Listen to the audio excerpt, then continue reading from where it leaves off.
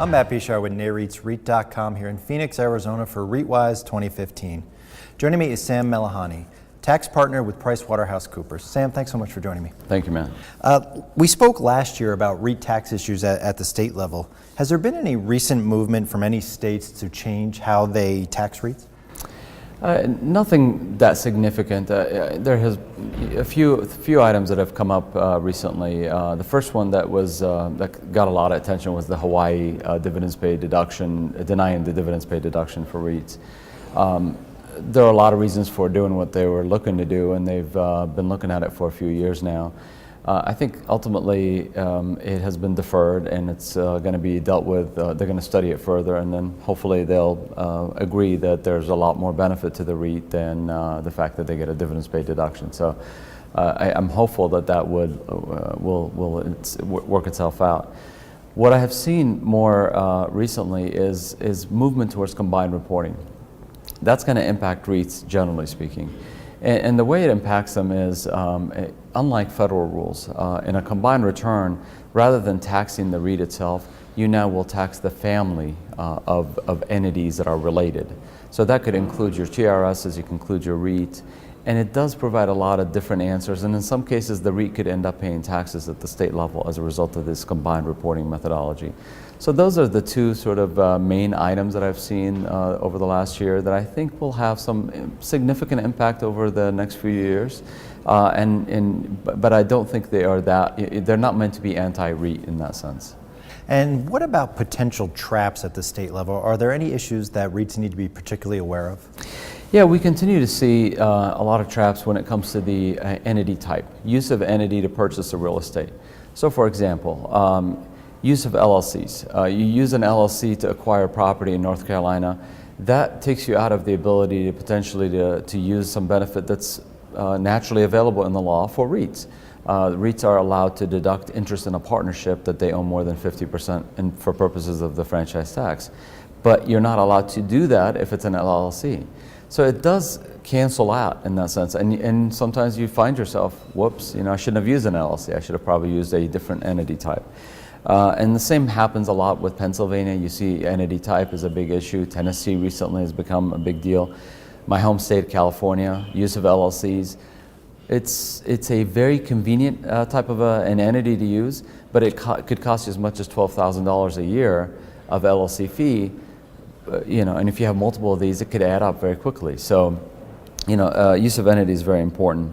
We talked a few years ago about captive REITs, and the initial intended consequence was to really attack, if you will, or to deny the benefits of a REIT for a captive REIT, a REIT that was specifically formed to take advantage of state law.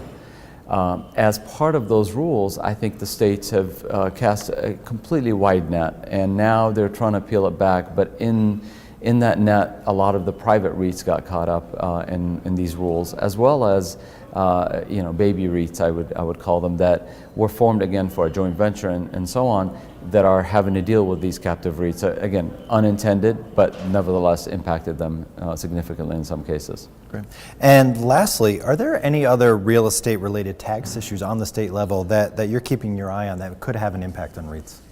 You bet. The first one that's really troubling right now, and we're watching it very closely, there is a case pending in California. It's 926 Ardmore. It's somewhat of an innocuous case dealing with transfer tax in California. What was difficult about that decision is that the appellate court, in looking for the definition of what is a realty sold, looked to Prop 13 rules rather than transfer tax rules. And in doing so, a sale of an entity is considered a realty sold for Prop 13. So their conclusion was, when you sell an entity, transfer tax applies. Essentially, they have completely changed how California should be. Rather than a documentary transfer tax state, it has now become a controlling interest transfer tax, if this case stands. The California Supreme Court accepted this case on review, and hopefully this summer we'll have a decision that will hopefully clarify. The problematic thing about this one is, yes, on one hand, it does convert California to a controlling interest transfer tax, but because it was a court decision, no change in the underlying statute could be effectively retroactive to all transactions. So it is very problematic, and it's really troubling in that sense. and its application. The other area that I see a lot of at the local level is, the states, I think the rules are there. We're learned to navigate through a lot of them.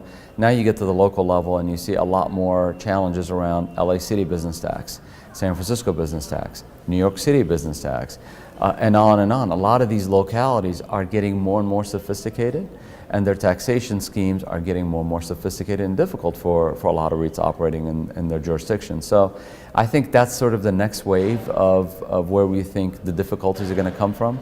But I do think ultimately, it's going to take a lot of time to educate the local level. What is a REIT? How does a REIT contribute to the economy, and so on, before I think a lot of these rules are relaxed and finally applied correctly, in this context. Great. Sam, thanks for helping us navigate this sometimes complex tax issues. You bet, my pleasure. Thanks for having me. For more on this and other REIT news and analysis, be sure to visit REIT.com.